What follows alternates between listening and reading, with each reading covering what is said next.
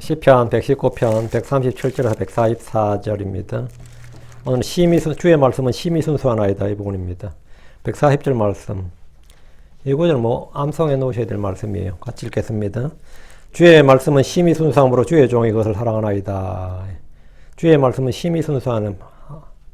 그러므로 주의 종이 그것을 사랑하나이다. 주의 말씀은 심히 순수하다. 심히 순수하다.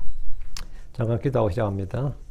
위대하시고 거룩한 주 하나님 감사합니다. 하나님께서 저에게 완전하신 주의 말씀, 영감 있고 권능 있고 살아있는 생명의 말씀을 또 심히 순수한 말씀을 허락해 주셔서 감사합니다. 저희가 주님께서 숨을 불어넣으신 그 영감으로 주신 말씀을 제가 소유하고 있습니다. 아버지 하나님, 이 말씀들을 저희 마음에 풍성하게 쏟아부어 주시고 이것이 항상 저희 속에 거하게 해 주시옵소서. 모든 말씀이 살아 역사하고 또 열매를 맺게 해 주십시오. 저희 말씀으로 믿음이 충만해지게 해 주시고 은혜가 넘치게 해 주십시오. 기쁨과 평강이 있게 해 주십시오. 주의 즐거움이 차고 넘치게 해주시고 모든 성도들이 이 땅의 설레의 날들 동안 기쁨 가운데 살아가다가 주님을 만나기를 원합니다. 주님께서 속히 오시고 말씀하신 대로 오셔서 저희를 데려가 주시고 아버지 하나님 또 이 땅에 주께서 말씀 하늘에서 뜻이 이루어진 같이 땅에서도 주의 뜻이 완전히 다 이루어지기를 간구드립니다. 감사드리며 주의 성기도합니다. 아멘. 아멘.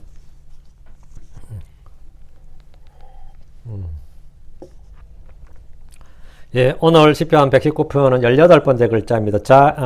차대라고 되어 있죠. 차대라고 되어 있는데, 전부 다 첫 글자가 차대로 시작되는 단락입니다. 이 시간은 주의 말씀은 심히 순수하나이다. 이 본문을 중심으로 공부하겠습니다. 성경은 성경에 대해서 무엇이라고 말하는가? 성경은 성경에 대해서 무엇이라고 말하는가? 이 주제를 제가 다룬 적이 여러 차례 있습니다. 신학자들이 성경에 대해서 뭐라고 말하는가? 세상 사람들이 성경에 대해서 뭐라고 말하는가? 이건 별 중요한 게 아니고요. 성경이 성경에 대해서 뭐라고 말하는가? 그것이 가장 중요합니다. 하나님이 주의 말씀인 성경에 대해서 무엇을 말씀하셨는가?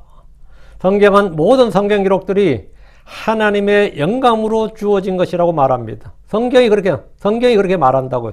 디모데후서 3장 16절에 모든 성경 기록은 하나님의 영감으로 주어진 것으로, 모든 성경 기록은 하나님의 영감으로 주어진 것이로, 창세기부터 계시록까지 모든 성경은 하나님의 영감으로 주어진 겁니다. 영감이란 주께서 숨을 불어넣으셨다는 겁니다. 흙으로 사람을 지으시고 그 콧구멍으로 하나님이 숨을 불어넣으시자 사람은 살아있는 혼이 되었습니다. 주께서 숨을 거두어 가시면 죽어서 자기들은 먼지로 돌아갑니다. 여러분, 우리가 여기 교회 캠핑 좋아하는 분 없죠? 요즘 캠핑 좋아하시는 분들 보면 예전에 이 캠핑 가면 캠핑 천막을 치잖아요. 그럼 천막을 뭐라 그러나? 텐트라 그러나? 텐트를 치는데 그 폴대를 이용해 가다 치잖아요. 그죠? 요즘은 이제 그렇게 안 하고 보니까 바람을 불어넣더라고요. 바람을 불어넣으니까 투베드룸도 나오더라고.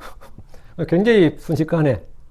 근데 바람 불어넣는 거 제가 보니까 신기하더라고. 바람 그냥 꽂아가지고 모터 켜버리니까 그냥 쫙 되는 거예요. 그러고 이제 사방에 그냥 뭘 꽂아버리더라고요. 요즘 기술이 많이 좋아졌어요. 그죠? 그런데 제가 저걸 딱 보니까 저 천에다가 바람을 불어넣으니까 텐트가 되었더라. 이런 생각이 드는 거예요. 그걸 딱 보니까. 그리고 이제 끝나고 이제 집에 돌아올 때는 보니까 바람 빼버리는 거야. 그러니까 진짜 그냥 천이죠, 다시. 말아가지고 그냥 차에 싣고 오더라고요. 캠핑장에서. 그러니까 그 바람 빠지는 모습을 딱 보니까, 하나님께서 숨을 거두가시고 우리가 저렇게 다시 흙덩이 돌아가는구나 싶은 거야. 저는 그것도 보니까, 이 육신의 장막이라는 게 진짜 말 그대로 장막이야. 그 아담에게 주님께서 숨을 착 불어넣을 때 뭐가 됐을 거예요? 흙덩이가? 예, 살아있는 혼이 되었더라. 아닌 거예요. 하나님께서 숨을 거두어 가시면 뭐가 된 거죠? 다시 흙덩이가 되었더라. 다시 흙이 되었더라. 딱 그거더라고, 보니까. 하나님이 숨을 불어넣으신다는 게, 숨을 불어넣으면 저래 되는구나. 숨을 불어넣으면. 숨을 불어넣으니까, 가죽에 숨을 불어넣으니까 공이 되고, 가죽에 뭘 불어넣으니까 뭐가 되는 거죠? 그 형상에 맞춰서 뭐가 됐죠? 그 공기가 안에 차 있는 동안은 그렇게 돼요. 공기가 차 있는 동안. 내 속에 주의 숨이 들어와 있는 동안은 나는 지금 이 형체를 유지하는 겁니다. 숨이 빠져나가 버리면 형체가 본래 형체인 흙으로 돌아가 버리는 겁니다. 예. 주께서 숨을 거두어 가시면 죽어서 자기들의 먼지로 되도록 합니다. 기록된 말씀에 주께서 숨을 불어넣으시면 그것이 살아있는 주의 말씀이고 영이요 생명인 말씀이 됩니다. 이 사람들이 쓰는 단어인데 이 말씀인데 여기 뭐라고? 주님께서 숨을 불어넣으신다고. 그럼 이것이 살아있는 하나님의 말씀이 된다고. 살아있는 영이요 생명의 말씀, 주의 말씀, 권능의 말씀이 되는 겁니다. 모든 걸 지탱하는 말씀이 된다고. 베드로서 1장 21절에 예언은 옛적에 사람의 뜻으로 말미암아 나오지 아니하였고 오직 하나님의 거룩한 사람들은 성령님께서 자기들을 움직이시는 대로 말하였느니라. 그 하나님의 말씀은 어떻게 성령님께서 자기들을 움직이시는 대로 말했다고. 성경은 성경의 저자가 하나님이신 성령이라고 말합니다. 사람들은 성령님께서 움직이신 대로 말한 겁니다. 주의 영이 임한 사람들이 주의 말씀을 했는데 성경의 저자는 주 하나님이십니다. 그래서 성경은 주의 말씀, 하나님의 말씀이라고 불립니다. 성경은 성경이 완전하다. 처음부터 옳다고 말합니다. 성경은 성경 기록들의 말씀이 1.1도 떨어지지 않고 모두 성취된다고 합니다. 이것은 성경의 보존에 대한 말씀입니다. 성경은 주의 말씀이 살아있고 권능이 있다고 말합니다. 이것은 신학자들이 하는 말이 아닙니다. 사람들이 그렇게 평가하는 게 아니고 하나님이 그렇게 말씀하시는 거예요. 성경은 주의 말씀이 살아있고 권능이 있다. 성경은 성경 기록들이 순수하다고 말합니다. 하나님 우리에게 성경에 더하거나 빼지 말라, 부패시키지 말라고 경고하셨습니다. 성경이 그렇게 말합니다. 하나님 말씀에 더하거나 빼지 말지니라. 순수한 주의 말씀에 뭔가를 더하거나 빼는 것, 바꾸어버리는 것이 변개요 부패입니다. 잠언 3장 5절에 하나님의 모든 말씀은 순수하며 그분은 자신을 신뢰한 자들에게 방패가 되시느니라. 하나님의 모든 말씀, every word of God is pure. every word. 모든 말씀이 순수하다고요. 하나님의 모든 말씀이 순수합니다. 지금 시편 12편 6절에 주의 말씀들은 순수한 말씀들이라. 흑독안에서 7번 정자하여, 흑독안에서 정자하여 7번 순수하게 만든 은갓도다 하십니다. 주의 말씀은 심히 순수합니다. 심히가 very, 매우 순수합니다. 조금의 불순물도 더러움도 부정함도 오류도 잘못성이 없다는 말입니다. 시편 기자는 주의 말씀이 심히 순수하다. 흑독안에서 7번 정제된 순수한 은과 같다고 합니다. 주의 말씀의 순수함은 그 말씀이 사람의 마음속에 들어갈 때, 이 하나님의 말씀이 사람 속에 들어갈 때 악한 생각이나 더러운 생각이나 상상을 불러일으키지 않는다는 점을 통해서 확실히 알 수 있습니다. 살이나 음행이나 폭력이나 속임수 등을 다루는 문학작품들, 그런 소설이나 영화나 만화나 어떤 글을 읽으면 사람들의 마음에 좋지 않은 영향을 미칩니다. 별의별 생각과 상상을 불러일으킨다고요.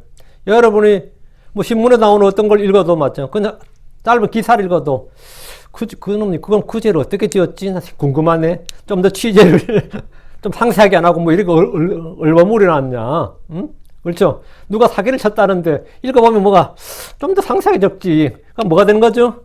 상상이 불러일으키잖아요. 악한 생각과 상상이 불러일으켜진다고요. 뭐 소설을 읽어도 마찬가지예요. 저는 어릴 때 그렇게 뭐 활자 문화가 제가 어릴 때면서 제가 70년대에 10대잖아요. 10대인가? 68년 태어났으니까 10대 아니구나. 70년대부터 제가 글자를 배웠을 거 아니야. 그래서 책이 그렇게 동네에 많지가 않았어요. 근데 어떻게 저희 집에 책이 몇 권이 굴러 들어왔어. 책이 없는 시대에 책이 몇 권 굴러 들어오면 어떻겠어요? 그걸 막 읽어대는 거예요. 제가 초등학교 4학년 때 우리 집에 전기가 들어왔으니까 막 그걸 막 읽어대는 거예요. 몇 번이고. 계몽사에서 나온 무슨 책이 나왔는데 막 읽어대. 그거는 두꺼운 책이 돼도 안 어디서 굴러다니나 나도 몰라. 그건 제가 한 10번도 더 읽은 것 같아요. 왜? 책이 적으니까. 많았으면 그렇게 뭐 훈하고 하면 읽겠어요? 그거 하니까 막 계속 읽어대는데, 아, 우리 사촌 형님이 군대를 갔네. 군대를 가니까 이 짐을 다 이제 자취방에서 짐들 전부 다 이제 보낼 거 아니에요. 근데 그게 책이 그렇게 많더라고요. 아유, 이건 완전히 뭐. 그런데 그게 뭐, 월탄 박정화의 조선왕조 500년부터 시작해가지고 막 읽기 시작했는데 제가 숨어가지고 뭐, 거기 읽게 되는 그 두꺼운 책들을 전부 다 읽었어요. 아, 그건 나한테 참 인생을 바꿔놓은 것들이야. 진짜 책이 많았어요. 내가 지금 생각해보니까, 그분도 그래 부자가 아니었는데 그 책을 그만큼 샀을 리는 없고, 내가 어떻게 했을까? 책 왜 파는 하지 않았을까? 그런 고급 책들이 그렇게 많을 수가 없어요. 제가 놀랐으니까. 다 비싼 책들이야. 그거 읽어내는데 문제가 있어요. 뭐냐? 상상력이라는 거야. 그 저자가 쓴 책과 책 행간 사이에 어린 마음에도 그 상상력이 막 그 동원이 되는 거야. 응? 그러다가 약간의 야한 내용이 나오면 어떨 것 같아요? 상상력이 발휘된다고. 그러다 뭐 소설이 기본적으로 뭐죠? 음행하고 폭력이에요. 그리고 사기라고, 도둑질, 거짓말이라고. 뭐 그런가. 그리고 나서 이제 중학교쯤 가니까 이제 도서관 키를 제가 받았어요, 선생님한테. 도서관에 나면 플루타크 영정부터 시작해서 읽기 시작했는데, 야, 선생님이 없는 독서상이라는 걸 만들어 주더라고. 근데 그것도 인생을 바꿔놓은 역사야. 응? 거기서 그냥, 그 집에 갈 때마다 책을 막 왕창 가져가가지고 읽었거든요. 그때 뭐 삼국지, 수호지, 뭐 그런 거 전부 다 그때 다 읽었습니다. 저는. 뭐, 소위 말하는, 응? 중학교 때. 그때가 제일 열심히 독서했던 것 같아요. 응? 근데 그런 책에 나오는 내용은 어떠냐? 제가 그리스 로마 신화를 읽었다고. 그럼 거기서 뭐가 생기죠? 별의별 생각과 상상이 다 생긴다고요. 심지어 신문 기사도 그래요. 그래서 주님 말씀이 순수하다는 말은 뭐냐면, 여러분이 어린애가 성경 읽었어요. 어린애가 성경 읽으면, 창세기부터 읽으면, 근친상간도 나오고, 살인도 나오고, 전쟁도 나오고, 동족살인도 나오고, 뭐, 어때요? 엄청난 내용들이 많죠. 엄청난 내용이 많은데, 그것을 읽는 사람에게 악한 생각이나 상상을 불러일으키냐? 안 불러일으킵니다. 예를 들어, 우리가 지금 노아가 글자를 배워서 성경 읽어도, 그 읽을 때, 롯의 딸들과 롯의 이야기를 읽어도 악한 생각이나 상상이 안 불러일으켜진다고요. 걱정할 필요가 없어요. 어떤 제가 예일대학교 어떤 종교학교 교수가 자기는 자기 애들한테 성경 읽지 못하게 한대. 그 이유가 뭐냐 하면 어린애가 읽기에 너무나 이게 끔찍한 내용이 많다는 거야. 그 사람은 뭘 모르는 거예요. 성경은 매우 순수하기 때문에 창세기부터 자기 애들이 아무리 읽어도 이 성경을 통해서 애들의 마음에 악한 생각이나 상상을 불러일으키지 않습니다. 주의 말씀은 순수한 말씀인데, 그 순수하다 이 말은 뭐냐? 그 말씀이 그 사람의 마음속에 들어갈 때 악한 생각이나 삐뚤어진 생각이나 상상이나 음란한 상상이나 이런 걸 일으키지 않는다고요. 전혀. 사회나 음행이나 폭력이나 속임수 등을 다룬 사람들의 소설이나 영화나 만화 어떤 걸 읽으면 사람들의 마음에 좋지 않는 영향을 분명히 미칩니다. 그건 확실해요. 우리가 그런 잘 못 읽게 하는 거잖아요, 어릴 때. 왜? 악한 생각이나 상상을 불러일으킨다고. 사람들은 그가 보는 것, 읽는 것, 듣는 것에 따라 생각하게 되고 그것으로 가치관이나 인성이나 삶의 영향을 받습니다. 그러나 어떤 사람이 성경을 읽을 때 어린애가 읽든지 살인자가 읽든지 심지어 감옥에 있는 재소자도 읽어도 살인이나 음행이나 강간이나 학살, 근친상간 등 각종 죄와 불법에 관한 기록도 읽어도 100번을 반복해서 읽어도 마음에 전혀 악한 생각이나 상상을 불러일으키지 않습니다. 그래서 교도관들이 성경을 갖고 막 집어 넣어주는 겁니다. 그 전과자들한테 그런 책 주면 위험할 텐데 그런 교도관은 아무도 없어요. 그런 연구 결과는 아무데도 없어요. 어떤 사람이, 어떤 악한 사람이 성경 읽어도 전 성경 읽고 나서 그런 아이디어를 얻었습니다. 이런 사람은 없습니다. 그런 건 없다고. 성경에는 어떤 부분을 읽다 보면 어떤 부분은 간혹 좀 잔혹하다 싶을 정도의 살상 장면이 나옵니다. 어떤 부분은 아이들에게 가려서 읽어야 되는 게, 가려야 되는 것이 아닌가 싶은 죄와 불법들이 상세하게 기록되어 있지만 누가 그것을 읽을 때 마음과 생각이 더럽혀지지 않습니다. 조금도. 왜 그런 것 같아요? 예, 순수하기 때문입니다. 이 내용이 그리스 로마 신화에 나왔다면 그걸 읽을 때 그리스 신화 로마 신화 읽으면 이 자식들 해도 너무하네 싶어요. 그냥 그리스 로마 신화 읽을 때 신들이 엄청나게 음행을 저지르거든요. 그리스 신화 로마 신화는 특징이 신들이 엄청나게 음행을 저질러요. 그러니까 읽으면 별별 생각 상상이 다 안 하는 거예요. 뭐 이런 미친 신이다 싶지만, 그렇지 안 그래요? 그렇지만 성경에서 여러분 뭘 읽을 때 전혀 그런 게 없어요. 도리어 그런 부분을 읽어도 마음이 깨끗해집니다. 희한하죠? 누가 그것을 읽을 때 마음과 생각이 더럽혀지는 것이 아니라 도리어 깨끗해진다고. 이건 지금 저희 교회 나오는데 요 가까운 링컨길에 사는 분이 있어요. 그분이 술을 자주 드셔요. 술을 자주 드셔가지고 삼진 아웃제에 걸려가지고 감옥에 결국 가게 됐죠. 감옥에 가게 됐는데 감옥 안에 늙은 나이에 감옥 갔으니까 노인이 돼서 감옥 갔으니까 얼마나 두렵고 떨리고 들어갈 때 사인하는데 뭐 감옥에서 뭐 팔이 부러지거나 뭐 어디가 고장나도 뭐 고소하지 않는다 이런데 사인다 하고 하니까 겁나지 않나? 그 뭐 했겠어요? 감옥 가서 주만 쉴래 했어요. 주님 나 무사 여기서 해를 입지 않고 빠져나가게 짧은 수영 생활을 그냥 잘 마치고 빠져나가게 해주십시오. 그렇게 간절히 기도하고 감옥에서 물에 성경을 20번 읽었대. 그랬더니 자기가 그렇게 마음이 깨끗해지고 자기가 생겨도 진짜 자기는 그렇게 느꼈대요. 내 마음이 이렇게 깨끗해질 수가 없구나. 이렇게 깨끗해질 수가 있구나. 응? 그런 걸 느꼈대요. 그러다가 이제 감옥 나왔을 때 성령 충만한 가운데 출소를 했어요. 응? 성령 충만하게 출소를 했으면 어떨 것 같아요? 교회를 찾아왔는데 교회가 그렇게 더럽더래요. 감옥이 깨끗하고 교회가 더러워. 감옥이 깨끗한 건 아니겠죠. 감옥 속에서 자신이 깨끗해졌겠지. 주의 말씀에 물로 씻음 받았어. 응? 교회로 와보니까 교회가 그렇게 더럽더래요. 그걸 저보고 우리 교회 좀 나와도 되겠냐고 묻더라고. 근데 그 부인이 막 눈짓을 뒤에서 하지 막 이러는 거야. 그 부인 절대로 나보고 예스하지 말라고. 그래서 제가 예스 못했어요. 지금 그 암셀이 소장록에 다닐 겁니다. 지금 어떤지 모르겠네. 근데 하여튼 그분 감정이 재밌었어요. 재밌었어. 한번 자기 마음이 그렇게 마음이 깨끗해진 건 자기가 마음을 잘 쓰고 수련해서 마음 수련해서 깨끗해진 거 아니에요. 너무나 두렵고 떨리니까 주님께 매달리면서 그냥 기도한 거예요. 기도하면서 성경 읽은 거예요. 그래서 생각해 보세요. 동양의 노인이 계속 기도하고 성경 읽으면 그 멕시칸들하고 흑인들하고 감옥에서 죄수들이 어떻게 볼 것 같아요? 자기를 죽이는 게 아니라 옛날에 동양의 유명한 보스였다 그래가지고 그래서 소문이 나가지고 아무도 안 건드리다라는 거예요. 그 자기를 하나님의 은혜에 보호하시고 확실히 체험하고 자기를 아무도 그 오리엔탈 보스라 그래가지고 아주 유명한 그 자기가 마약상이 돼가지고 자기 사실 음주운전 해가지고 3년 걸려서 잡범에 불과한데 큰 보스가 돼가지고 그래 소문이 나가지고 아무도 안 건드렸대요. 별의별 간증 다 들었네. 근데 하여튼 성경이란 책이 참 특이하죠. 어떤 그런 잡범이든 어떤 중범자든지 사형수든지 누가 성경 읽어도 그 사람 깨끗해집니다. 더러워지지가 않아요. 더러워지죠.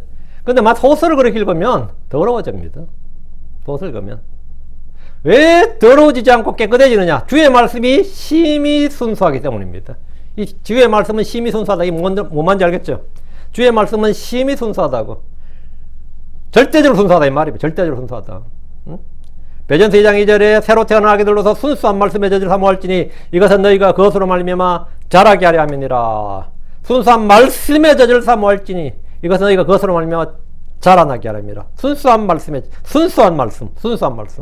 자, 그럼 본문 봅니다. 137절. 주께서는 의로우시나이다. 오 주여 주의 판단으로 곧바르나이다. 하나님의 신격을 말하자면 전능하시다, 전지하시다, 무소부지하시다 이런 신적 권능과 지혜를 우리가 떠올립니다. 하나님의 성품 중 가장 기본은 뭐냐? 의입니다. 의. 하나님은 의의 하나님, 의로우신 하나님입니다. 주께서는 의로우시나이다. 이 말씀대로 주님은 의롭습니다. 신명기 32장 4절에 그분은 반석이시오 그분의 이름 완전하니 그분의 모든 길은 공의이니라. 그분은 진실하시고 불법이 없으신 하나님이시니 의로우시고 올바르시도다. 그분은 의로우시고 올바르시도다. 의로우신 하나님은 의를 사랑하십니다. 시편 11편 7절에 이는 의로우신 주께서 의를 사랑하시며 그분의 얼굴은 곧바른 자를 보시느니라. 의로우신 주께서 의를 사랑하신다. 주의 말씀은 의의 말씀입니다. 주는 의의 왕이십니다. 그래서 복음에는 하나님 의가 계시되어 있습니다. 모든 불의는 죄입니다. 주의 말씀은 의의 말씀입니다. 시편 116편 5절 주께서 은혜로우시며 또 의로우시나이다. 참으로 우리 하나님은 자비로우시나이다. 주 하나님의 모든 일은 의를 바탕으로 이루어집니다. 어떤 일에도 의가 없으면 불의가 됩니다. 불법이고 죄입니다. 의와 정당성이 결여되면 모든 것이 헛것이 되고 맙니다. 의가 없다 그러면 모든 것이 다 부질없는 짓이에요. 종교에 의가 없으면 사교가 됩니다. 의가 없는 종교는 다 사교예요. 다 사입이라고. 사랑에도 의가 없으면 불륜이 됩니다. 기쁨이나 즐거움에도 의가 없으면 사악한 기쁨으로 가지한 것이 됩니다. 엄청 기뻐하는데 의가 없는 기쁨은 뭐죠? 그거는 가증한 것입니다. 돈에도 소득에도 의가 없으면 범죄 수익이에요. 불법의 수익이라고. 그건 국가에서 환수한다 그러죠. 돈에도 의가 없으면 범죄 수익으로 비난을 받고 형벌을 받습니다. 의가 없으면 모든 게 다 헛것입니다. 구원에도 당연히 의가 없으면 그건 구원이 아닌 거죠.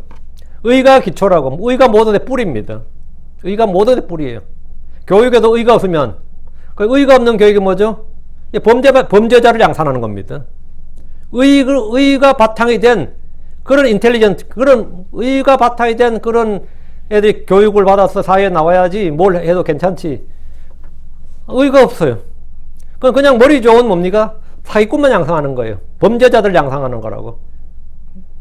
의가 없는 교육은 저주라잖아요. 모든 게 의가 없으면 아무것도 아닙니다. 뭐 결혼 생활이든 뭐 여러분 사회생활이든 무슨 삶을 살아도 의가 없는 것은 전부 다 뭐다? 모든 불리는 죄로 돼. 의가 아닌 모든 건 다 죄라고요. 죄라고. 다시 137절. 오 주여 주의 판단들은 곧바르나이다. 주의 판단들은 판단의 말씀들로 우리 손에 있는 이 성경 기록들입니다. 주의 판단들은 의롭고 곧바릅니다. 사람들은 저마다 자기가 기유되어 선악을 판단하고 이익을 기준으로 판단합니다. 때로는 공익을 기준으로 판단한다 이렇게 말하기도 합니다. 요즘은 법을 만들어서 법관이 양심에 따라 판단한다고 주장합니다. 그런데 법이란 것이 그 적용해서 공정하지 않다, 부당하다는 비판과 불만이 계속 나옵니다. 그러나 우리는 의로우신 심판자, 의의 법에 따라 심판하신 의로우신 심판자께서 사람을 외모로 차별하지 않으시고 외모를 따라 판단하지 않습니다. 주의 판단에는 삐뚤어짐이나 편견이나 잘못이나 오류가 없습니다. 주의 판단들에는 우리는 모든 일을 겉모양이 아니라 의로운 판단으로 판단해야 됩니다. 마태복음 7장 1절에 너희가 판단을 받지 아니하도록 판단하지 말라 이런 말씀이 있습니다. 또 로마 14장 13절에 그런지 우리가 다시는 서로를 판단하지 말고 도리어 이것 즉 아무도 자기 형제의 길에 걸림돌이나 넘어질 길을 두지 않을 것을 판단할지니라. 우리가 다시는 서로를 판단하지 말고 그러지. 우리는 사람을 판단하지 않습니다. 판단해서도 안 돼요. 오늘 저 사람은 왜 옷을 저 모양을 입고 교회 왔나 싶어도 그걸 판단할 건 아니에요. 머리는 왜 저 모양인가 싶어도 우리는 외모를 별로 판단하지 않습니다. 사정이 있겠죠. 어떤 사람이 교회에 왔는데 전화기 벨이 울리는데도 끄질 않아. 그랬더니 앞에 설교하면 짜증나죠. 나중에 알고 봤더니 그 사람이 귀가 잘 안 들리는 사람이에요. 근데 그날 잘못되게 된 거죠. 그 판단할 건 아니에요. 사람은 우리가 함부로 판단할 수 없는 거죠. 정말로 사람 함부로 판단할 거 아닙니다. 그런데 이 사람이 수십 년 전 이야기를 끄집어내가지고 판단한 사람도 있죠. 수십 년 전에. 하나님 우리가 어떤 사람을 판단하는 것에 대해서 경고하셨습니다. 로마 14장 4절에 다른 사람의 종을 판단하는 누구냐 그의 서거나 넘어짐이 그의 주인에게 달려있은즉 참으로 그가 세워지리니 하나님은 능히 그를 서게 하실 수 있느니라. 여기서 판단하지 말라는 것은 사람에 관한 것이지 일에 관한 것이 아닙니다. 우린 선악간에 판단해야 됩니다. 무엇이 옳은지 판단해야 됩니다. 누가복음 12장 51절에 참으로도 어찌하여 너희가 스스로 무엇이 옳은지 판단하지 아니하느냐. 그 일에 대해서는 무엇이 옳은지 판단해야 된다고요. 무엇이 옳은지 판단해야 된다고. 요한복음 7장 24절에 겉모양으로 판단하지 말고 의로운 판단으로 판단하라 했습니다. 우리가 의로운 판단으로 판단하는 것은 주의 판단들이 곧바르기 때문입니다. 주의 판단으로 판단하는 겁니다. 138절 주께서 명령하신 주의 증언들은 의로우며 또한 또 심히 신실하나이다. 주께서 명령하신 주의 증언들은 증언계에 있는 돌판 그리고 그 앞에 둔 책에 있는 말씀들로 주의 율법입니다. 성경 기록들은 주께서 명령하신 주의 증언들입니다. 주께서 십계명에 너는 거짓 증언하지 말라고 말씀하셨는데 주의 말씀은 의롭고 곧바릅니다. 주의 증언들은 신실합니다. 주의 증언들은 매우 확실합니다. 주의 증언들은 놀랍습니다. 주의 증언에 의는 영존합니다. 주의 증언들에 대해 우리가 늘 기억하고 확실히 알아야 할 것은 주께서 명령하신 것이다. 이 주의 증언, 주의 판단은 주께서 명령하신 것이란 사실입니다. 우리는 이 증언들을 묵상해야 됩니다. 깊이 생각해야 됩니다. 사랑해야 됩니다. 지켜야 됩니다. 주의 증언들은 주의 명령이기 때문입니다. 다른 이유가 없습니다. 주의 증언들은 주의 명령이기 때문입니다.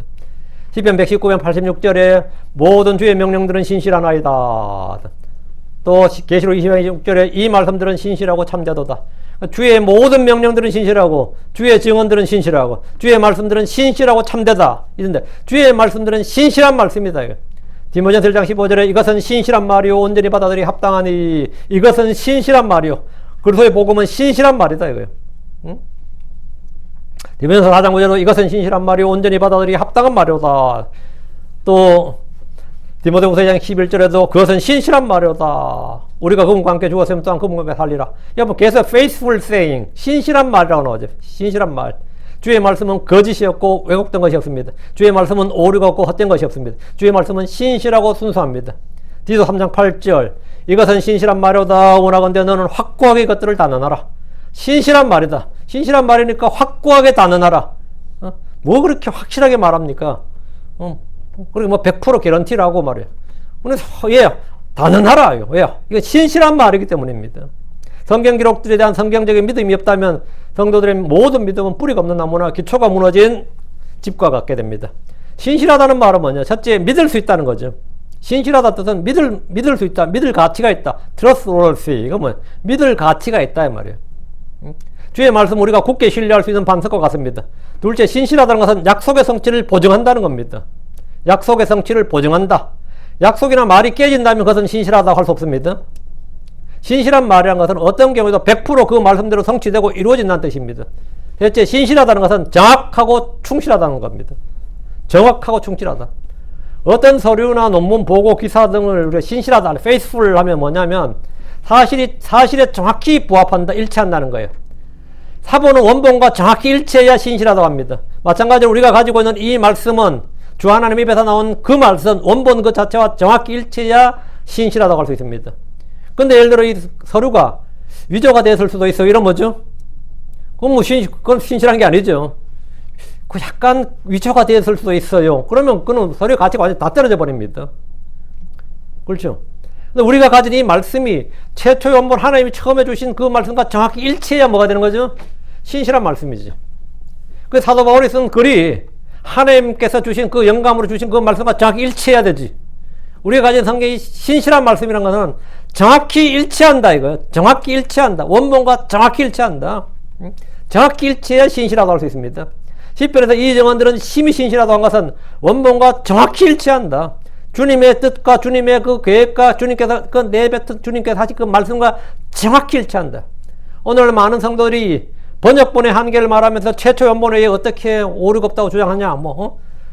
사본에도 오류가 있고 필사본에 오류가 있고 번역본은 더 오류가 많고 이 오류 최초 원본 외에는 뭔가 오류가 있다고 주장을 합니다. 그게 상식이지.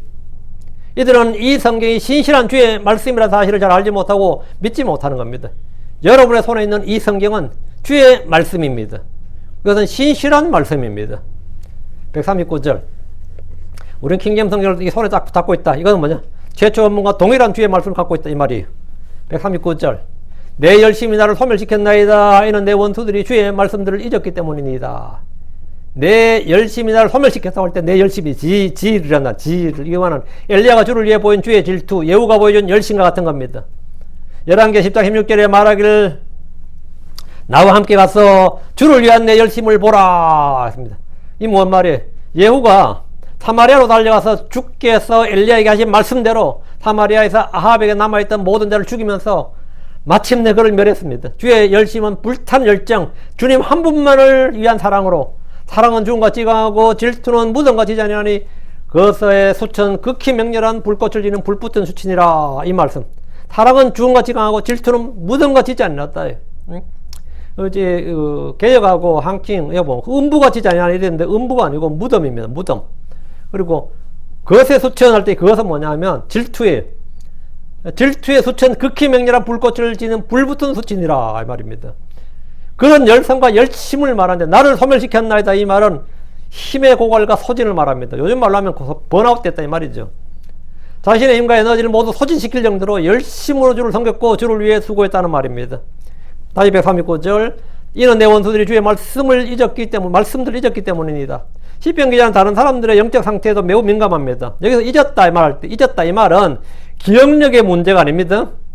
기억력의 문제가 아니고 아예 신경도 쓰지 않는다, 무시한다, 멸시한다, 아무것도 아닌 것으로 여긴다 이 말입니다. 전에 왜 그때 그런 일이 있었지 이건데 다 잊었어요 이 말은 뭐죠? 아니 그때 그런 일이 있었잖아. 그 사람 있었지 그러면 나 다 잊었는데 그 언제 이야기라고 다 잊었는데요? 그 말은 뭐예요? 그건 신경도 쓰지 않는다 이 말이에요. 그건 나한테 아무 문제도 없고 난 신경도 쓰지 않고 아주 무시하고 멸시한다. 이곳에 자주 쓰는 말 중에 하나가 forget 그만해요. forget 하면 뭐예요? 조금 더 신경 쓰지 마세요. 응? 신경 쓰지 말라는 뜻입니다. 무시하란 말이에요. 멸시하라, 무시하란 말입니다. 제 생각도 하지 말고 신경도 쓰지 말라. 누가 뭐 말하다가 forget it 하면 그건 뭐예요? 신경 끄세요 이 말입니다. 주의 말씀에 forget it 하면 어떻게 거예요? 주의 말씀에 신경도 쓰지 않는다 이거죠. 무시한다, 멸시한다는 거지. forget이라는 단어 알겠죠? 예. 사람들이 주의 말씀들을 잊었다는 것은 신경 쓰지 않는 정도가 아니라 관심조차도 두지 않는 거예요. 그럼 이런 때 이 말씀에 열심히 있는 사람들은 어떤 거죠? 주의 말씀에 열심히 있고 이 사랑에 있는 사람들은 미치는 거지. 아무도 관심을 두지 않는데 지금 136절에서는 내 눈에 강물이 흘러내리니이다. 이는 그들이 주의 법을 지키지 아니하기 때문이니이다. 내 눈에 강물이 흘러내리이다. 강물이 흘러내리나이다. 이랬어요. 시편 기자는 주의 말씀을 지키지 않고 주의 말씀을 잊어버린 자들, 주의 말씀을 멸시하는 자들로 해서 마음이 상하고 영이 미치게 되는 그런 경험을 한 겁니다. 의로운 롯이 소돔에서 혼이 고통을 받았듯이 영적인 사람들은 악한 현 세상을 보면서 미치게 됩니다. 전 정치에 관심을 두지 않았습니다. 솔직히 한국도 미국도. 근데 언제부터가 이 정치에 관심을 두게 된 거예요. 왜 관심을 둔 거예요? 전에는 민주당의 대통령이든 공화당의 행정부도 입법부도 잡아서 근데 약간의 위에서 약간 정책의 변화가 있었지 펀더멘틀은 기초는 똑같았어요. 신경 쓸 것도 없었다고 별로. 근데 지금은 그게 아니야. 세상이 막 바뀌어. 이 밑에 근본이 미국의 근본이 막 바뀐다고. 이 미국 정체성이 막 바뀌고. 응? 한국도 마찬가지고. 전 지금도 솔직히 이 바이든 대통령이 돼가지고 아찔하죠 지금 솔직히. 솔직히 미칠 지경이지. 응? 저는 말이죠, 남자가 여장을 하고서 소위 말하는 성전환 수술하고서 게임을 뛰는 걸 저는 지금 이해할 수도 없지만 용납이 되질 않습니다. 걔들이 매달 휩쓸어요. 응? 그게 있을 수 있는 일이, 여러분 있을 수 있는 일을 생각하세요? 이 미국 지금 대학 교육에서요, 가장 중요한 게 뭐냐, 필링입니다. 필링. 내가 남자인데 여자로 느끼면 여자야. 여자인데 남자로 느끼면, 그러니까 팩트가 중요한 게 아니고 뭐라고요? 필링이 중요하다고요. 원래 팩트가 중요하잖아요. 원래 교육의 핵심은 뭐냐면 너의 느낌은 무시하고 느낌이 중요한 게 아니라 항상 팩트를 중요시하라가, 이 초등학교 교육 때부터 팩트를 중시하라가 핵심이었어요. 그 팩트를 찾고, 그게 연구고, 팩트를 찾기 위해서 연구하고 조사하고 비판적 시각을 갖고 항상 팩트에, 내 믿음은 아무것도 아니, 너의 그 필링은 아무것도 아니라고. 이것이 미국 교육의 기본이었다고. 근데 지금 가장 기본은 뭐죠? 팩트는 중요하지 않아. 내가 남자 여자는 팩트가 중요한 게 아니고 유전인자가 중요한 게 아니고 염색체 수가 중요한 것도 아니고 모양이 중요한 게 뭐가 중요한 거야? 필링이 중요해. 그럼 내가 다리가 5개라 그러면 나는 8개라 하면 악토푸스가 되는 거야? 응? 문어가 되냐고. 그거는 내가 어떻게 느끼냐, 그건 정신병의 영역이죠. 치료를 받을 정신병의 영역인데 그게 자유고 그걸 보장해야 되면 어떻게 되는 거죠? 그럼 이 미국이라는 사회가, 미국뿐만 아니라 지금 전 세계가 어떻게가 필링 이펙트보다 중요하게 됐냐고. 어떻게 느끼냐가 중요해. 어떻게 느끼냐가. 신앙에서도 마찬가지지만 우리는 신앙에서 가장 중요한 게 뭐죠? 팩트예요. 팩트, 페이스, 필링이라고. 팩트를 기본으로 갖고 그것을 믿어서 필링. 근데 오순조이랑 은사주의자는 기본이 뭐죠? 필링, 팩트, 페이스야. 내가 뭘 느꼈어? 사실인갑네? 그게 사실인가 봐. 믿어. 이런 거예요. 그 믿음이 제일 마지막에 오는 거죠. 먼저 만약 몸이 뜨거워지든지 뭐 발광을 하든지 뭐 거품을 몰든지 어쨌든 뭐가 돼. 필링이 먼저 오는 거예요. 그러면 필링이 필링이 곧 뭐가 되는 거죠? 팩트라는 거예요. 그게. 아, 맞네. 그게 진실의 진리네. 그러니까 내가 믿어지네. 그러니까 믿음이 마지막에 드는 거예요. 뭔가 순서가 완전히 뒤바뀌었다고. 팩트가 기본이라고요. 팩트가. 내가 느껴지든 안 느껴지든 중요한 게 아니에요. 하나님 나를 사랑하신다. 느껴져 안 느껴져? 안 느껴져. 근데 우리는 그게 전혀 중요하지 않습니다. 안 느껴져도 전혀 중요하지 않아요. 응? 안 느껴져. 왜 안 중요하죠? 우리는 알잖아. 하나님 나를 사랑하신다는 걸 안다고. 난 그걸 깨닫는다고. 그걸 믿는다고요. 그러니까 팩트가 중요하지 느낌은 전혀 중요하지 않아요. 여러분 안 느껴진다고 여러분 문제 생겨요? 제가 어떤 분이 저한테 상담 좀 하자면서 하는데 제가 그랬어요. 너무 느낌이 안 온다고 고민이 많더라고요. 너무 느껴지지 않는다 자기는. 눈물도 펑펑 쏟고 싶고 막 그렇게 막, 특히 자매들은 그런 게 이모셔널한 면이 있잖아요. 내가 당연히 심장 뛰는 건 느껴지세요 그러니까 손 대면 느껴지는데 평소에 느껴지냐 그랬더니 안 느껴지는데, 안 느끼고 사는데 느껴지면 뭐가 되는 거죠? 가만히 있는데 심장이 팍팍 뛰는 게 느껴지면 빨리 가봐야 돼요. 병원 빨리 가봐야 돼요. 응? 막 혈압이 뛰는 게 막 느껴지고, 난 숨을 늘 쉬죠. 알 수 있죠. 그렇지만 막 숨 쉬는 소리가 막 늘 나고 이제 이러면 여러분 병원 가봐야 돼요. 근데 막 위장이 막 느껴져. 고통이 느껴져. 그러니까 여러분 위장에 병이 난 겁니다. 응? 근데 막 간이 느껴진다 그러면 지금까지 그건 느껴진 사람 없어요. 응? 여러분 몸속에 있는 어떤 건 느껴지지 않습니다. 피는 계속 하루에 지금 몇 바퀴를 돌아도 여러분 피가 도는 게 느껴지지 않습니다. 그런데 우리는 아무도 거기서 트러블 느끼거나 뭐 어떻게 문제 해결이 않아요. 느껴지면 안 돼요. 여러분이 막 하나님 막 느껴지면 안 됩니다. 하나님 막 느껴져. 그러면 여러분은 지금 상담이 좀 필요해. 그게 왜 느껴지냐고. 영이신 분이 왜 느껴지냐고 몸에.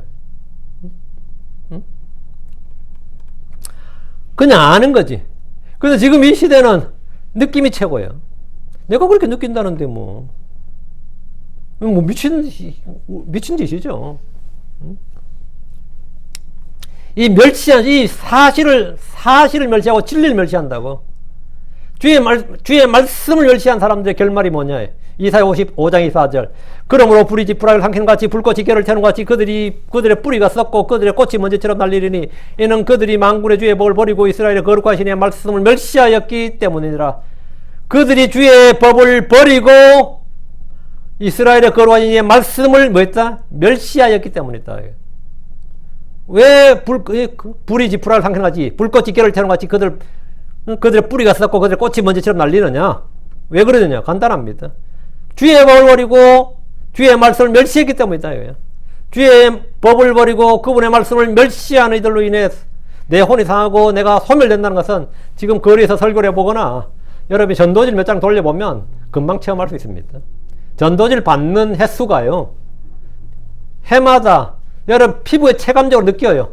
전에는 돌리면 받아가지고 휴지통에 버리더라도 최소한 받긴 했는데 지금 아예 받지도 않습니다. 제가 전도지를 돌려보면 받지도 않아, 아예. 전에는 어쨌든 뭐 전도 주면 예하며 받는 사람도 있고 받았어요. 받아서 뭐 내 눈앞에서 뭐 버리는 사람도 이제 받으면서 버리는 사람도 있어. 근데 받고 버린다고. 지금 받지도 않습니다. 이제 손에다 폰을 다 갖고 있어가지고요, 받을 손도 없어 보니까. 전에는 손이 빈손이었는데 지금 다 폰을 갖고 있는 거야. 폰을 다 갖고 있고 뭐 이러니까 다 이러고 이래 버리는 거야. 야, 이건 전도를 돌려보니까 폰이 없네. 전도지를 받을 폰이 없는 거예요. 와, 이거 황당하지. 140절입니다. 주의 말씀은 심히 순수하나이다. 그러므로 주의 종이 그것을 사랑하나이다. 주의 말씀은 심히 순수합니다. 하나님의 말씀, 모든 말씀은 순수합니다. 그러나 사람은 순수하지 않습니다. 사람의 마음은 모든 것보다 거짓되고 극도로 사악합니다. 하나님 창조물은 순수하지 않습니다. 욥기 15장 15절에 보라, 그분께서는 자신의 성도들을 신뢰하지 아니하시니 참으로 하늘들이라도 그분의 눈앞에서 깨끗하지 아니하거든. 하늘들이라도 하나님 눈앞에 깨끗하지 않다잖아요. 하늘들이라도 그분의 눈앞에 깨끗하지 않다. 창세기 1장 3절에 보면 하나님께서 자신이 만든 모든 걸 보시니 보라 매우 좋았더라. 하나님께서 자신이 만든 모든 걸 보시니 보라 매우 좋았더라 했죠. 이 말씀은 창조 6째 지으신 모든 것입니다. 하나님 첫째 날부터 6째까지 매일 보시기에 좋았더라는 말씀 하시지만 둘째 날 하늘을 만드신 날에는 그 말씀을 하지 않으셨습니다. 그러니까 우리가 뭔가 이상하다 느끼죠? 안 그래요? 성경 읽는 독자라면 그건 딱 느끼지. 창세기 1장 8절에 하나님께서 공창을 하늘이라 부르시니라. 그 저녁과 아침이 둘째 날이니라. 그 끝이에요. 다른 날은 하나님께서 보시기에 좋았더라 이렇게 말씀하셨습니다. 특히 6째 날은 2번이나 말씀하셨어요. 6째 날은 보시기에 좋았더라, 보시기에 매우 좋았더라, 이렇게 6째 날 2번 말씀하셨어요. 첫째 날, 셋째 날, 넷째 날, 다섯째 날, 여섯째 날 2번 이렇게 말씀하셨는데 둘째 날은 말씀 안 하셨다 이거예요. 그럼 뭔가 둘째 날은 하늘을 만드시고 왜 말씀 안 하셨을까? 딱 생각이 들죠. 예, 뭔가 좀 생각이 든단 말이죠. 왜? 네. 하나님께서 말씀하셨는데 왜 둘째 날은 그렇게 말씀 안 하셨는데 하늘들이라도 그분의 눈앞에서 뭐? 깨끗하지 아니하다. 깨끗하지 아니하다. 그러니까 주님께서 좋았더라 말씀 못 하신 거지. 이게 합리적이죠. 이 해석이나 추론이나 뭐 어떻게 하든 간에 합리적이잖아. 저는 이거 예전에 어떤 분이 이걸 2번째 날에 왜 안 하셨느냐를 길게도 써놨더라고. 길게도 써놨는데 개소리야 그냥. 그 개소리를 길게도 써놨더라고요. 셋째 날하고 연속되는 날이기 때문에 안 써놨다. 왜? 그 사람 이제 이 재창조라니까 좀 부정하고 싶은데 이 둘째 날 되게 걸린 거지. 좋았더라. 이게 없는 게 이게 걸려서 왜 안 해놨느냐한테 그분도 킹제임 성경 있는 분이에요. 근데 지금도 그 웹페이지 가면 있어. 길게도 써놨어. 응? 근데 뭔 이런 개소리를 길게도 썼나 싶더라고 내가 보니까. 응?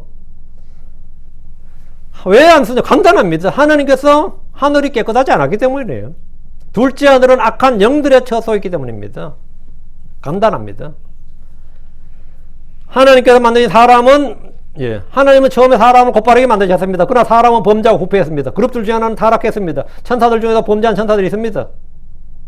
둘째 하늘은 악한 영들의 처소였기 때문에 주님은 그것을 보시고 좋았더라고 하지 않으셨습니다. 하늘들은 그분의 눈앞에서 깨끗하지 않습니다.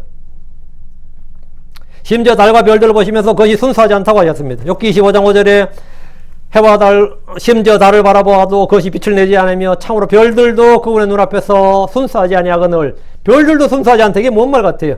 해와 달과 별들은 사람들은 경배할 정도로 신사하게 여기지만 주께서는 그것이 순수하지 않다. 너희들이 경배해서는 안 된다는 거예요.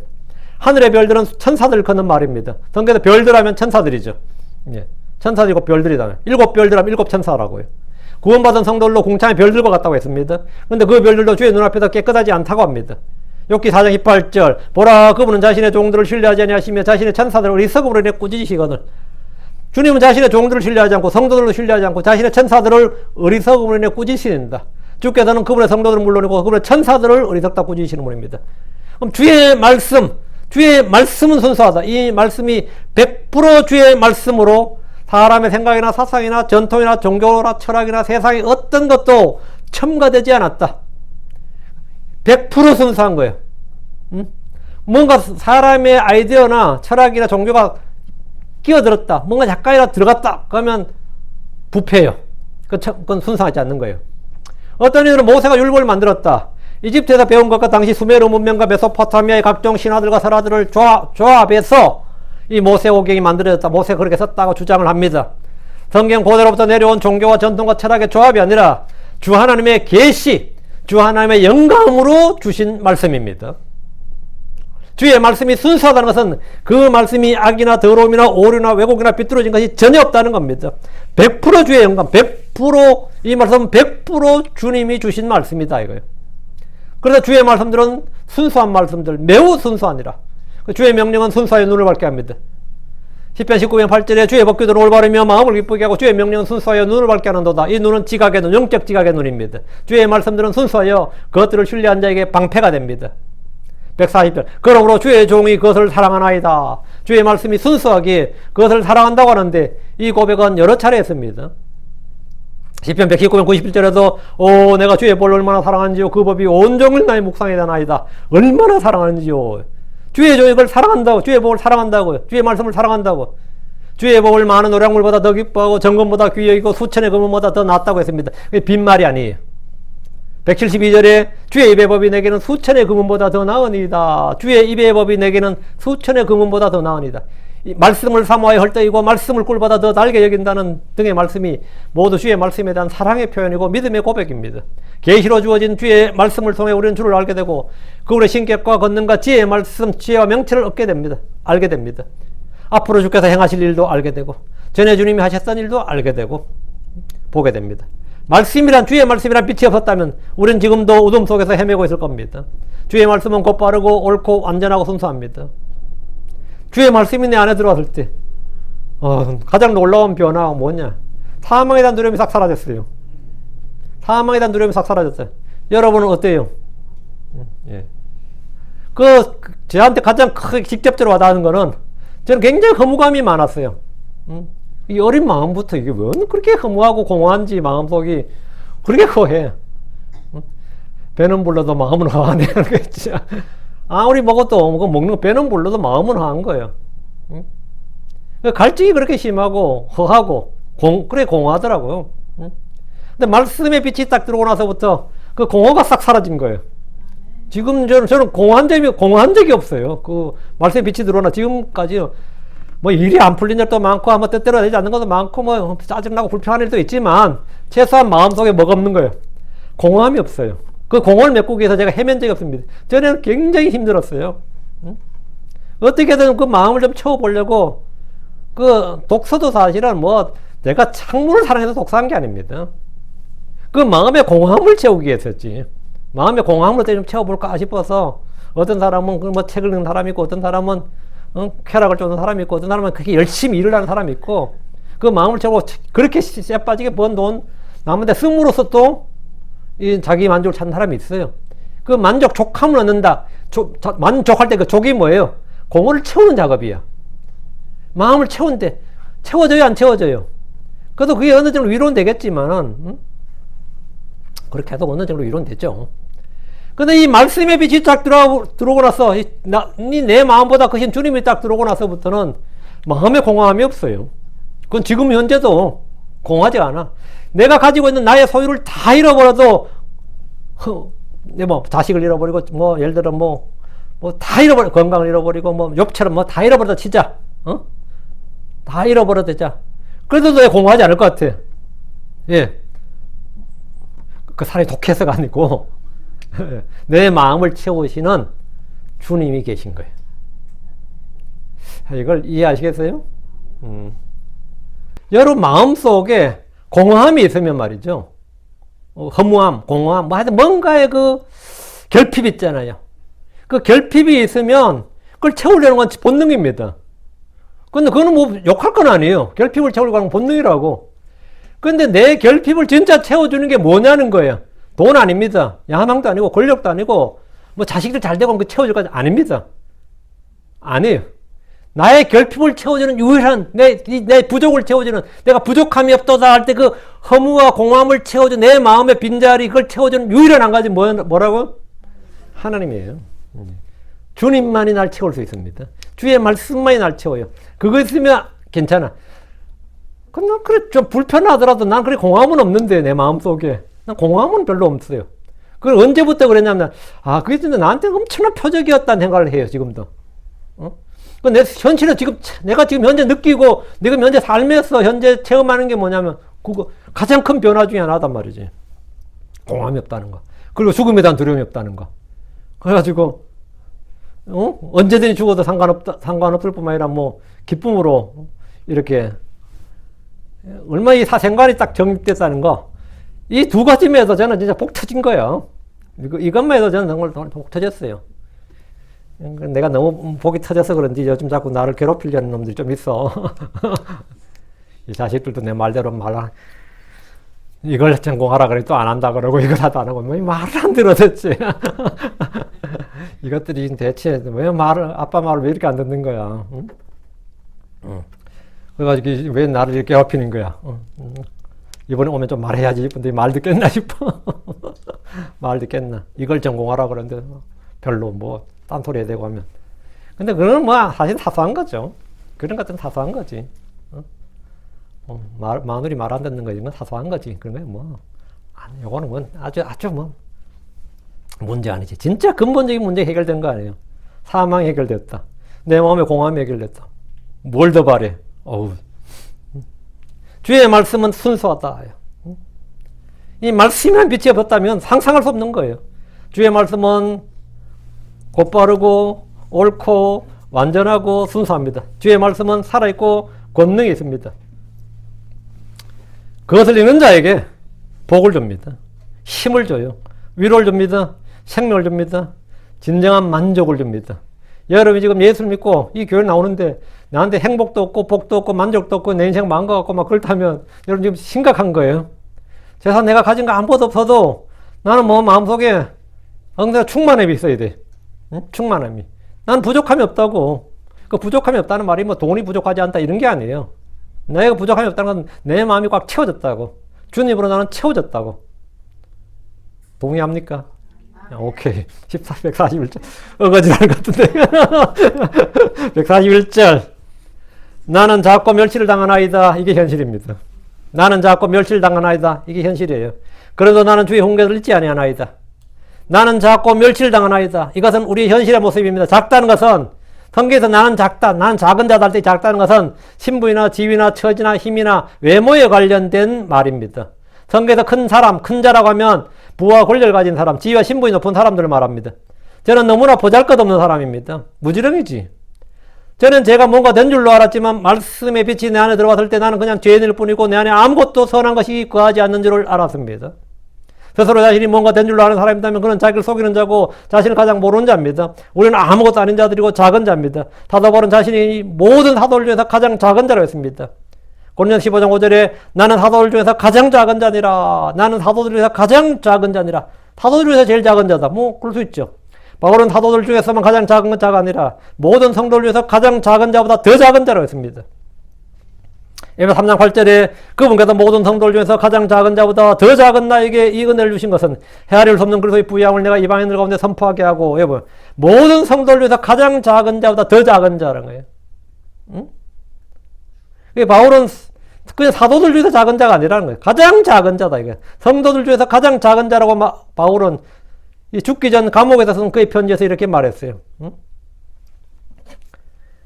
디모데 전서 1장 15절 이것은 신실한 말이요 온전히 받아들이 합당한 말이고 그래서 예수님께서 죄인들을 구원하시려고 세상에 오셨다는 말이요. 죄인들 중에 내가 우두머리니라. 이번엔 그건 성도들 중에서가 아니라 죄인들 중에서 내가 우두머리니라. 그 바울 사도는 이 갈수록 뭡니까? 서신을 쓸 때 이제 점점점 죽음에 가까워올수록 자신에 대해서는 뭡니까?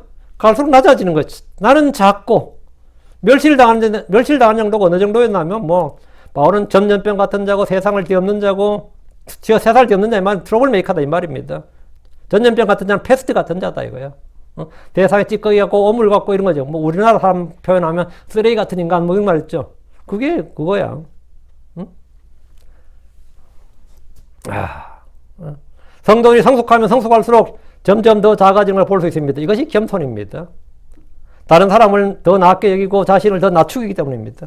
성도는 세상에서 멸시를 당합니다. 당연한 겁니다. 멸시를 당해요. 높이를 받으면 그건 가짜예요. 세상에서 인정을 받으면 그게 가짜라고. 사람들이 막 칭찬받는다 그럼 가짜입니다.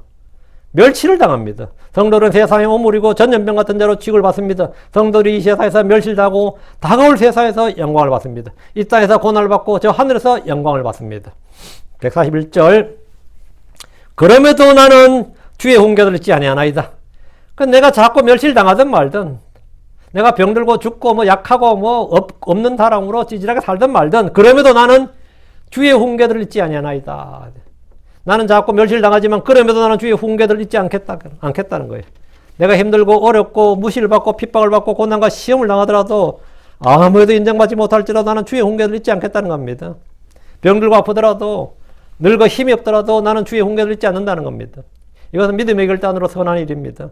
142절 주의 의는 영존한 의요 또 주의 법은 진리니이다. 주의 의, 하나님의 의가 뭡니까? 구약에서는 율법의 의죠. 신약에서는 믿음의 의입니다. 하나님의 의의 실체, 하나님의 의의 실체는 주 예수 그리스도입니다. 로마 3장 21절에 그러나 이제 율법 밖에는 하나님의 의 곧 율법과 예언자들이 증언한 의가 드러났느니라. 율법과 예언자들이 증언한 의 뭐죠? 예수 그리스도지. 예수 그리스도가 드러났다고 성육신했잖아요. 율법과 예언자들이 증언한 의가 드러나서 예수 그리스도가 드러났다고. 이 의는 복음을 통해 계시되었습니다. 이 의는 예수 그리스도의 믿음으로 말미암아 믿는 모든 자에게 미칩니다.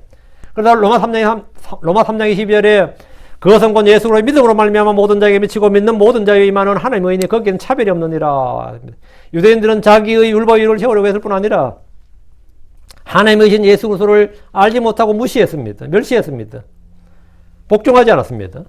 로마 10장 3절에 그들이 하나님의 의를 알지 못하여 그들이 하나님의 의를 알지 못하여 이게 뭐죠? 그들이 예수 그리스도를 알지 못하여 이 말이 율법과 예언자를 증언하는 의가 나타나는데 그것을 알지 못했어. 그들이 하나님의 의를 알지 못하여 자기 자신의 의를 세우려고 다니면서 하나님의 의에 복종하지 아니하였느니라. 예수 그리스도에 복종하지 않았다고. 주의 의는 영존한 의라고 할 때 이 의는 주 예수 그리스도입니다. 구약 성경은 예수 그리스도를 증언합니다. 율법과 예언자들이 증언하는 의가 예수 그리스도인데 시편도 동일합니다. 시편도 예수 그리스도를 증언합니다. 다시 142절 또 주의 법은 진리니이다. 주의 법은 진리입니다. 성경은 진리의 법 진리의 말씀입니다. 하나님은 진리의 말씀으로 우리를 낳으셨습니다. 성경 우리에게 진리의 말씀들을 알게 하십니다. 잠언 20장 21절에 또 너로 하여금 진리의 말씀들의 확실함을 알게 하며 또 너에게 사랑을 보내는 자들에게 진리의 말씀들로 답변하게 하려면 여러분 진리의 말씀들에 나오죠. 솔로몬은 전도 12장 10절 선포자 예를 들어서 받아들일 만한 말씀들을 찾았는데 여기 기록된 것은 올바른 것이요 그 진리의 말씀들이로다. 여기에 기록된 것은 진리의 말씀들이다. 성경 기록은 진리의 말씀들이라고요.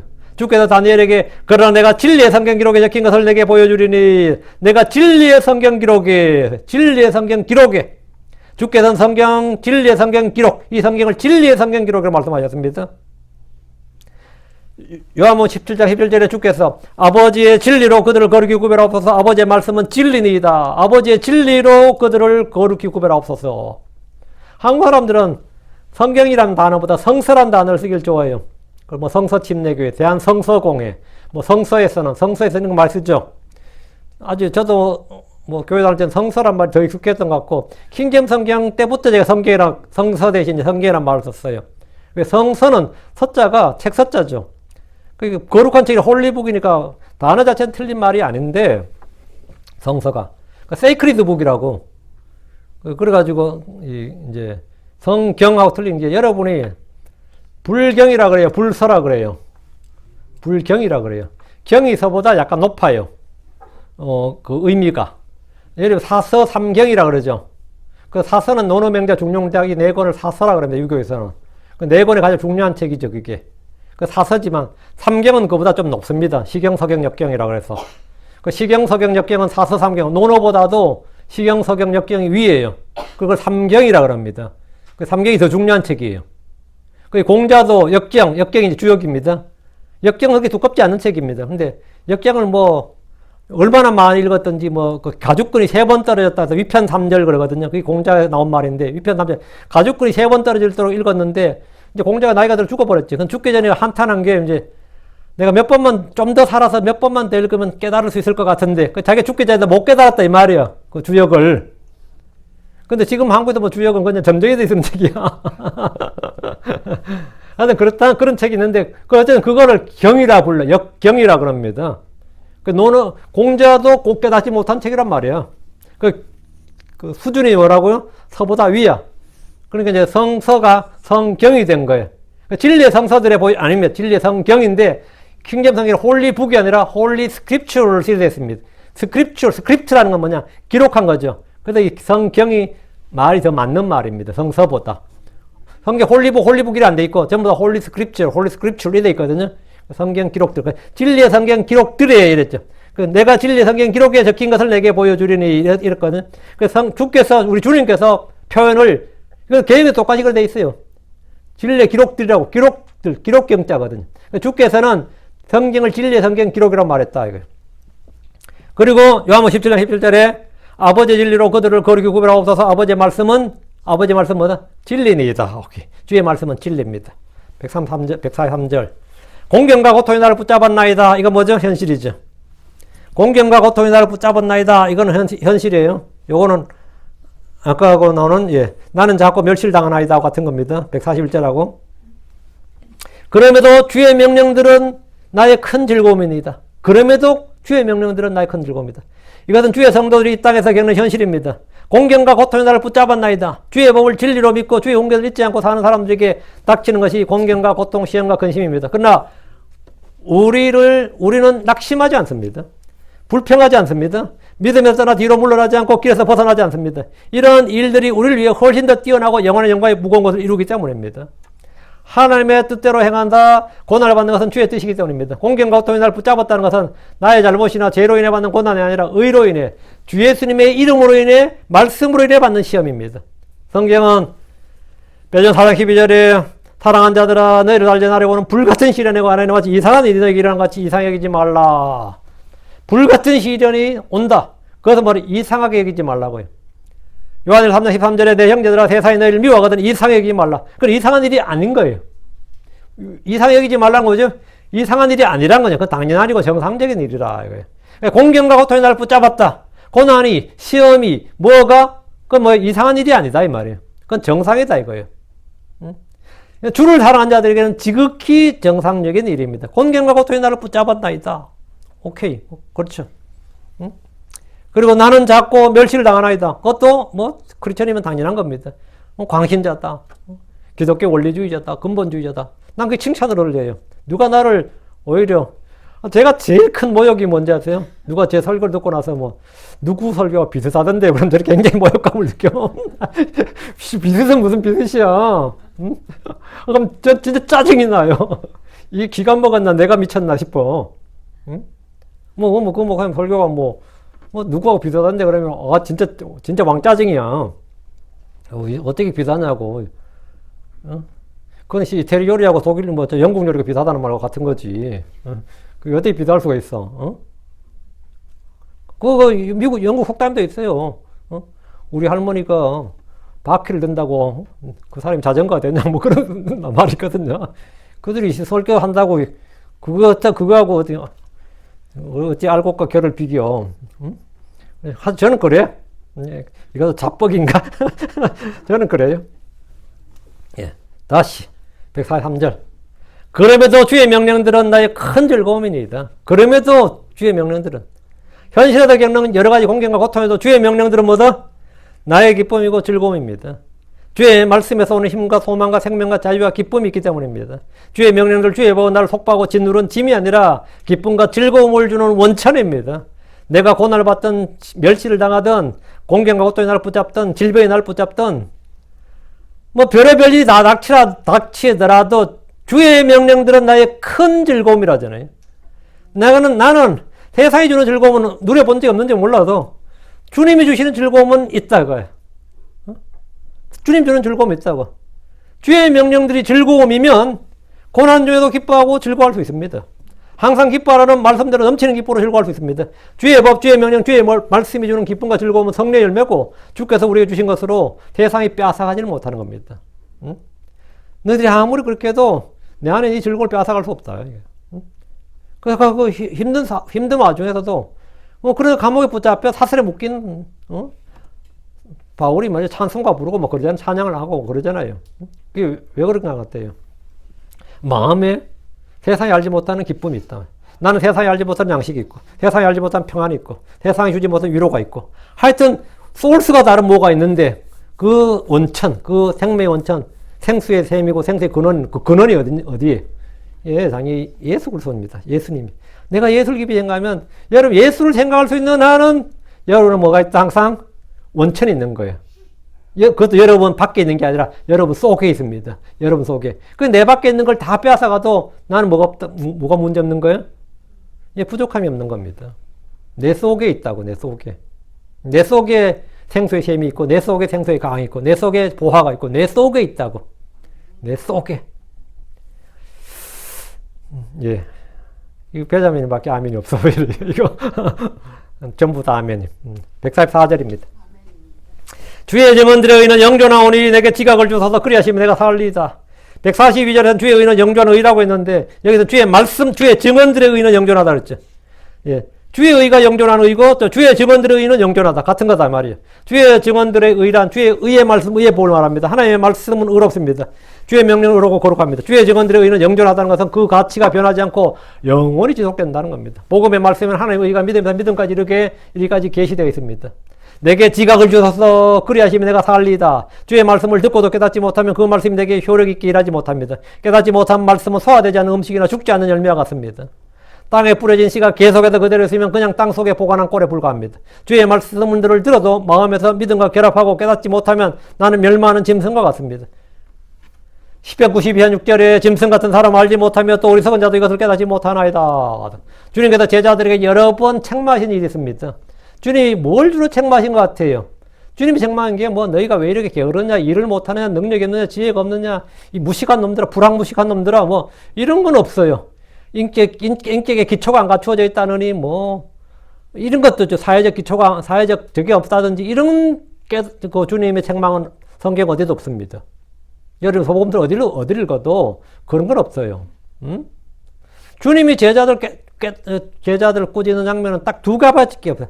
너희가 읽지 못하였느냐? 너희가 아직도 깨닫지 못하느냐? 주께서 제자들 여러 번 하신 말씀이 너희가 아직도 깨닫지 못하느냐? 어찌하여 깨닫지 못하느냐? 이거였어요. 이건 책망인데 여러 번 나오죠.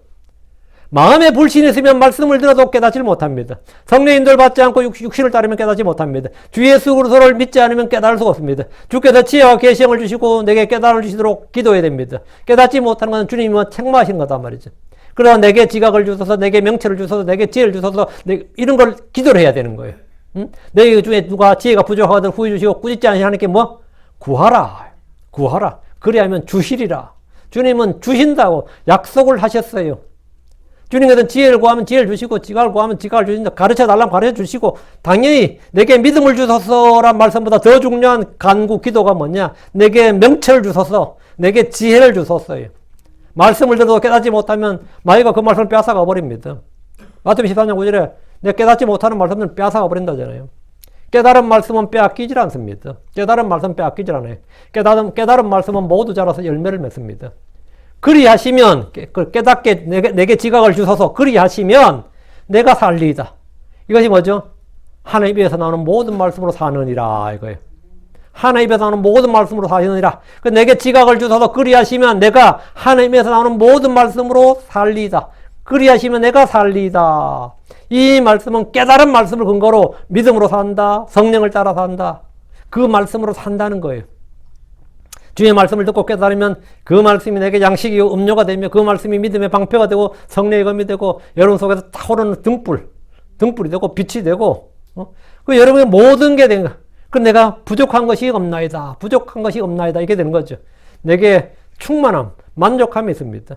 내 소유, 내가 소유한, 내 밖에 소유한 것들을 다 잃어버리더라도 절대로 마귀가 내게서 빼앗아갈 수 없는 건 뭐냐? 내 안에 있는 하나님이 내 안에 주신 것들, 내 안에 두신 것들은 빼앗아가지 못합니다. 그래서 예수 안에 있는 건 빼앗아가지 못해요. 이 정부가 걸치고 내 재산 은행에 있는 거 동결해서 빼앗아갈 수 있죠. 벌금에서 빼앗아갈 수 있고, 해서 빼앗아갈 수도 있고, 감옥에 입은 내 인신의 자유, 인신을 구속할 수도 있고, 심지어 사형을 취하면 내 생명을 빼앗아갈 수도 있습니다. 그렇죠? 내 육신의 생명도 빼앗아갈 수 있고, 뭐든지 사람들이 육신의 생명을 죽을 수 있죠. 모든 걸 빼앗아갈 수 있어도, 그래서 예수 안에 두신 것들은 빼앗아가지 못하고, 하나님이 내 안에 두신 이 구원, 내 안에 두신 생명, 내 안에 두신 이 주의 말씀, 주의 구원, 이건 빼앗아갈 수가 없다 이거예요. 내 성경책은 빼앗아갈 수 있어도 내 속에 주어진 주의 말씀은 나 이제 남은 기억하고 있는 주의 말씀 평생 그걸로 살아갈 수 있어요. 몇 마디 되지 않아도 내가 몇 마디 못 외워놔서도 주는 예수는 나의 주시다. 이 하나만 가지고 살아갈 수 있어요. 예수는 나의 주시다. 예수는 나의 목자시다. 그분 나의 선한 목자시다. 그분이 나를 사랑하신다. 그분이 나와 함께 계신다. 몇 구절 안 되는 것 가지고 외우기 좋은 몇 구절 풍을로 들은 말씀으로만 가지고도 여러분이 살 수 있습니다. 주의 말씀은 권능이 있어요.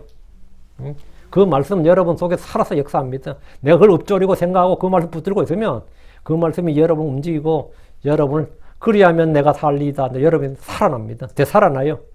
곧 죽을 것 같은 사람이라도 파릇파릇 살아납니다. 나이가 들고 뭐가 하더라도 살아있네. 이렇게 살아있네. 이런 말을 들어야지. 성도들이 완전 푹 죽어 있네. 이러면 안 되겠지. 전부 다 주의 생명으로 주의 영으로 충만한 삶을 살길 바랍니다. 예. 그래도 다른 몰라도 말씀 진정에 살면 말씀 진정에 다니면 그거 하나는 있어야지. 예?